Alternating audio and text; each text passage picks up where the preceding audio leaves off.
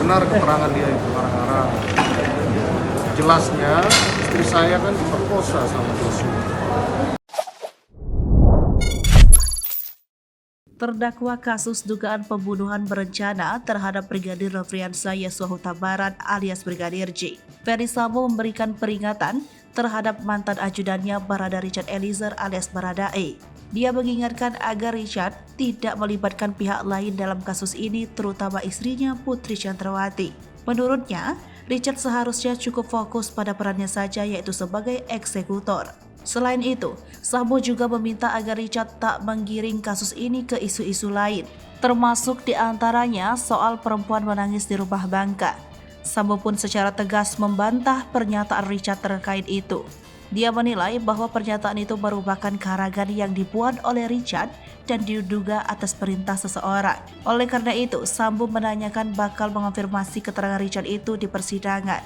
Sebelumnya, Richard mengungkapkan adanya sosok perempuan yang menangis di depan kediaman Ferdy Sambo di Jalan Bangka, Jakarta Selatan. Kejadian itu disebut Richard terjadi pada sekitar akhir bulan Mei 2022. Ayah mungkin menyebut sempat melihat sosok wanita di rumah Bangka, Pak. Benar keterangan dia itu ngarang-ngarang. Jelasnya istri saya kan diperkosa sama Joshua. Tidak ada motif lain apalagi itu berselingkuh. Berarti itu nggak ada sosok perempuan itu ya, Pak ya? Nanti tanyakan ke dia, kita juga tanyakan nanti di persidangan. Siapa yang nyuruh dia ngarang-ngarang seperti itu? Nah, kalau dia yang menembak Joshua, jangan libat-libatkan istri saya.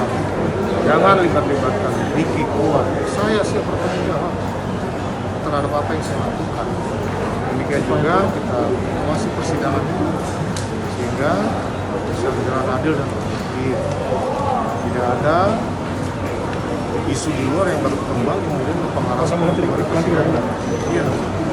Terima kasih Pak Sambo.